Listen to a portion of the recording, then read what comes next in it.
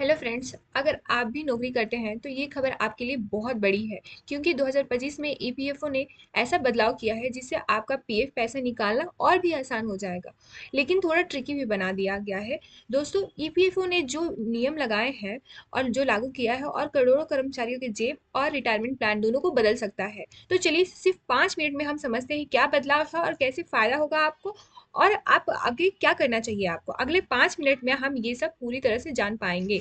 तो इसलिए बने रहिए एंड तक इस वीडियो में 5 मिनट तक। तो ठीक है। ईपीएफओ ने 2025 में अपना विड्रॉल और पेंशन रूल में बहुत सुधार किया है। 5 मेजर चेंजेस हुए हैं, बहुत सुधार किया है विड्रॉल और पेंशन रूल्स में। तो हम देख लेते हैं मुख्य हाइलाइट्स क्या क्या है। तो 13 विड्रॉल कैटेगरीज पहले थे जो कि अब 3 मुख्य कैटेगरीज में बदल बांटा गया है। सेकेंड, आप कई मामलों में आप इंप्लॉयर और एम्प्लॉयर दोनों का कंट्रीब्यूशन निकाल सकते हैं, लेकिन ध्यान रहे आप 25% पैसे कम से कम 12 महीने तक होल्ड रहेंगे आपके अकाउंट में। और पेंशन ईपीएस के लिए 36 महीने के वेटिंग पीरियड पे हो सकता है, रखी गई है। सबसे बड़ी बात, आप पीएफ ट्रांसफर पूरी तरह डिजिटल और ऑटोमेटिक हो गई है। पूरी तरह डिजिटल और ऑटोमेटिक हो गई है। अगर आप UAN and Aadhaar card link है आपके अकाउंट से, तो आधार कार्ड लिंक है आपके अकाउंट से तो चलिए हम एक एक करके डिटेल्स में एक्सप्लेनेशन लेते हैं और जानते हैं क्या क्या है और कैसे है। तो पहला, 100% विड्रॉल क्या है। 100% विड्रॉल अलाउ है। पहले हम क्या करते थे, EPFO member can withdrawal their full amount including both employ and employ contribution. They gives more who urgently they needs money. पहले वो जॉबलेस कोई था, एक्सपेंसेस था, उनके लिए पूरे विड्रॉल अब कर दिया गया है। जैसे 13 कैटेगरीज पहले थी, शादी, इलाज, मकान, शिक्षा आदि था, जो कि अब 3 कैटेगरीज में बदला जा सके।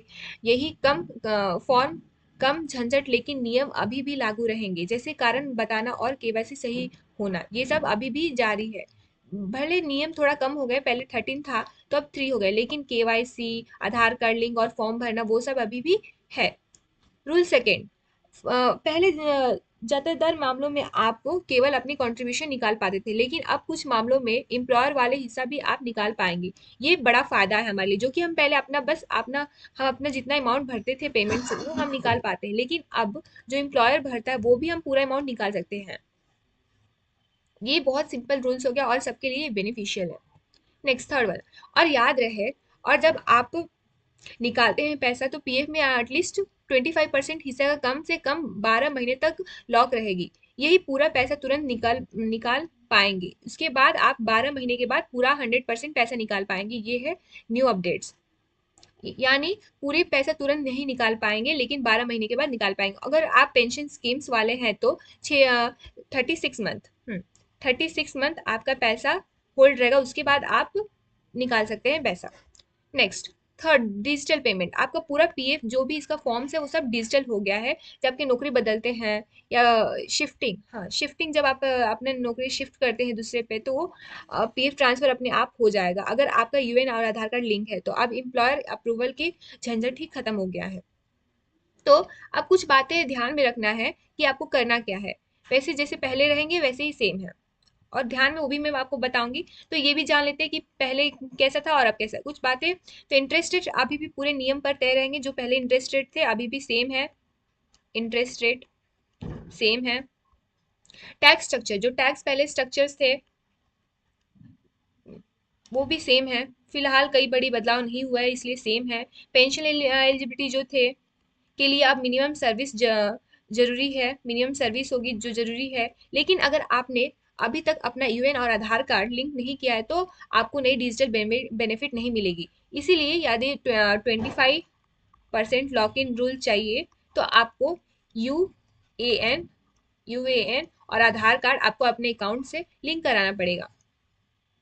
तो मतलब तभी आपको ये जो न्यू अपडेट्स आया इसका बेनिफिशियल आपको बेनिफिट मिल पाए तुरंत। इसीलिए देखते हैं कैसे लिंक होता है हमारा, क्या क्या करना पड़ेगा, आपको क्या क्या अभी करना चाहिए वो बेनिफिट उठाने के लिए। तो आपको यूपीएफ में ई पी फाइंड या गवर्नमेंट पर जारी अपना यूएन चाकरी की रजिस्टर कीजिए, आधार और केवाईसी अपडेट करें। अगर नौकरी बदल रहे हैं तो पीएफ ट्रांसफर को अभी इंस्टेंट करें। अगर घर, इलाज या शिक्षा के लिए पीएफ निकालने की सोच रहे हैं तो नई कैटेगरीज में जरूर पढ़े। क्या क्या चेंजेस जो कि मैं अभी बताई वही सेम है। और सबसे ज़रूरी, हाँ, सबसे ज़रूरी लॉक इन जो है ये 25% हो गया है। ये सबसे बहुत बहुत सारे करोड़ों इंसानों के लिए बहुत ज़्यादा बेनिफिट है, और फाइनेंशियल आपका फाइनेंशियल प्लान भी बना सकता है फ्यूचर यूज़ के लिए, फ्यूचर सिक्योरिटी बन। और ईपीएफओ में ऑफिशियल अपडेट्स पर शुरू जारी किया है।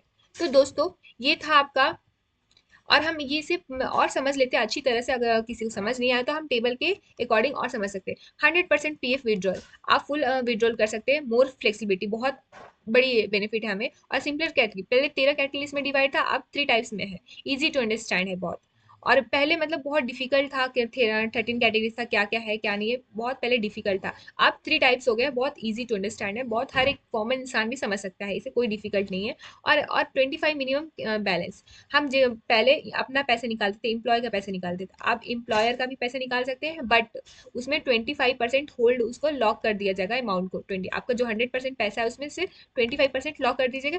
और ये जो 25% है वो, आप अगर जॉबलेस हैं तो 12 महीने के बाद आफ्टर 12 मंथ आप उसे भी निकाल सकते हैं। ये आपकी सिक्योरिटी पर्पज है फ्यूचर के लिए। नेक्स्ट, न्यू वेटिंग पीरियड, जो कि है अगर पेंशन स्कीम से है, आप रिटायरमेंट हो गए हैं तो 36 मंथ, 36 मंथ, और अगर आप लॉक करते हो 12 मंथ के लिए। और डिजिटल अपग्रेड्स, ये सभी जो कि सर्विस होता था, अब फास्ट हो गया और डिजिटल हो गया, इसके लिए आपका टाइम सेविंग होता है।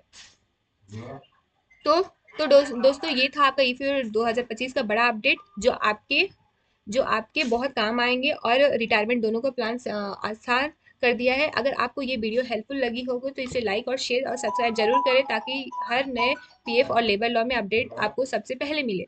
कमेंट में बताइए कि आपके नए रूल फायदेमंद लगा या परेशानी करने वाला। मिलते हैं मेरे अगले वीडियो, तब तक के लिए